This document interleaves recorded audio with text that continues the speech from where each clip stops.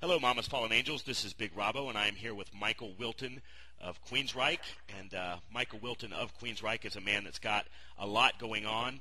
We're going to talk about some of the things that he's got going on. Of course, the new album coming out last year that was released to glowing reviews and warm fan reception as well. Before we get into the rock and roll end of things, Michael, I want us to talk about something else that's pretty near and dear to our heart, and that is beer. Of course, you have Whip Ale out, and just wanted you to talk a little bit about how that relationship came about with Lazy Boy Brewing and what made you want to get a beer out there.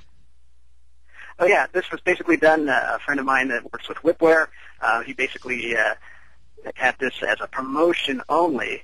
And so when I met with him 2 days before I had to take off to hit the third leg of the Queensryche tour, I met with him, and he said, okay, we can do one of your beers as a promotion, but you have to change the recipe. So I didn't really know about that much ingredients and everything. So on the road, on my laptop, I'm just searching how to make beer and getting recipes and getting all the 5-star recipes. And then I figured out all the ingredients and just sent it to them. And then lo and behold, he called me and goes, hey, I'm drinking your beer, and it tastes great. And then his distributors and brokers said, who've been working in the business 20 years, said it tastes incredible.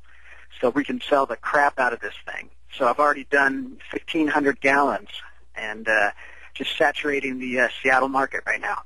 Yeah, you can find that beer in the Northwest, and hopefully the rest of us will be able to find it where we live in the United States as well. Now, this is a pale ale, right, Michael? Yes, it's a pale ale, 6%. It's patterned after Sierra Nevada, because that was my favorite beer. And just waiting for the Washington State government to approve my label. And then once that's approved, then I can start bottling beer in bottles. And then I can be shipping that all over the country and the world.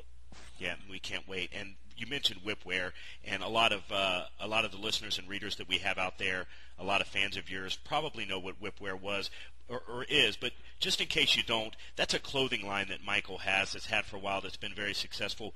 Like the beer, where you were kind of hands-on with that and making the recipe for the beer, Michael, is Whipware something that you're hands-on as well with the design and so forth? Yeah, again, that was another promotional thing that's kind of semi-exploded like the beer. And, I've got some good friends that are running it, and, it's as soon as some more designs come out, it's going to be in retail and all around the world it's going to be shipping. So it's a fun thing, but, we're in a recession, so things are kind of slow right now, but still the beer is a big seller. Right. Wanted to switch gears now to, of course, the American Soldier album that was released, like I said earlier, last year to great reviews. Been drawing fans in, new fans, and solidifying the old fans like myself. This is well, Michael, obviously we're at war. We have soldiers deployed in other parts of the globe. It always makes it a different time for us here in the United States. Do you see that when you're out on tour with the American Soldier album? And I know there was a long tour associated with that. Did you get a lot of positive response from that? Was it negative? How was it different playing such a politically explosive album versus some of the albums before that Queensryche has done?